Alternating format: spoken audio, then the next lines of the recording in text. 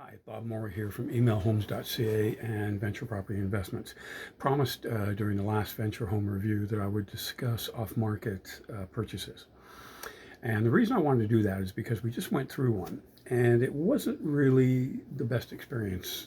And here's why. I have nothing against the wholesalers that do this, the people that go out and knock on doors and through other means, websites, whatever.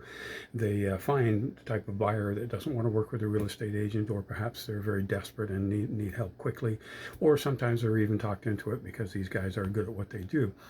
Either way, what happens is these wholesalers will send out emails to all the people, their members or on their list, and they will offer you the house that they have already purchased. So what you're doing is you're actually buying an assignment. And an assignment means that they've already purchased the house and they're going to close in a certain amount of time. So you are now going to buy that house from them before they close. So what that means is that let's say the house they bought it for 400,000. They have to make money, so they're going to sell it to you for 430,000. That's all well and good if the market says that the house is really worth about 450. And quite often you have to be careful because the homes aren't, once they add their fee to it, they're not such a great deal anymore. But more importantly is that when you go to your bank to try and finance this purchase, you're going to find that the bank will only finance up to the original purchase price. So that's the 400,000, not the 430 that you're paying. So not only do you have to come up with a down payment, you got to come up with the extra 30,000, and that's not easy to do. So that's problem number one. Problem number two is when these guys do these assignment deals, they're expecting people, because they're kind of in desperate conditions, they're expecting these people to sell the house to them with virtually no conditions. So that means you can't now come in and ask for an inspection and finance clause and everything else. They want you to buy this house cash. They've already gone through all that. Sometimes they'll let you come and visit the house, but quite frankly, that often doesn't happen. Meaning you're going to buy this house, maybe you've seen it once, maybe you've sent me to see it. That's what happened the last time. The client couldn't even go and see it because they're restricted to how many people can come in. Remember, the seller thinks the house is already sold. They've sold it to the wholesaler. They have nothing to do with now the wholesaler selling it to you. So that's that.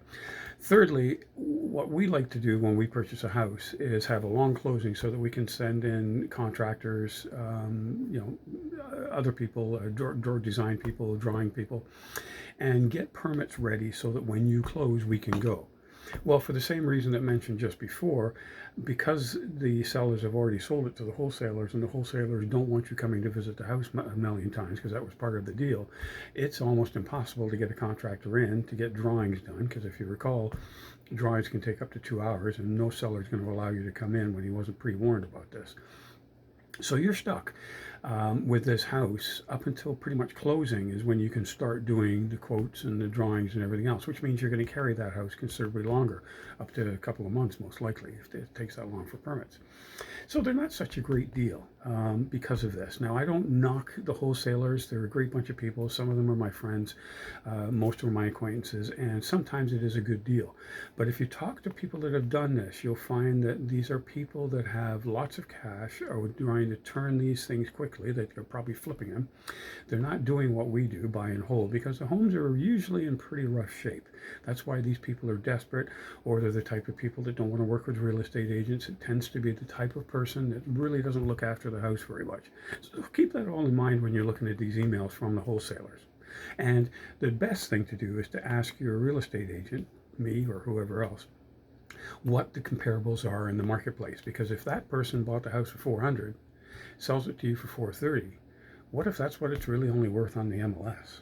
Well, then you might as well go through the regular process through an agent, which doesn't cost you any money anyway, and have all the securities and the liabilities covered, plus go to get all the visits, plus, most importantly, have the bank finance the whole thing instead of, only the original purchase price.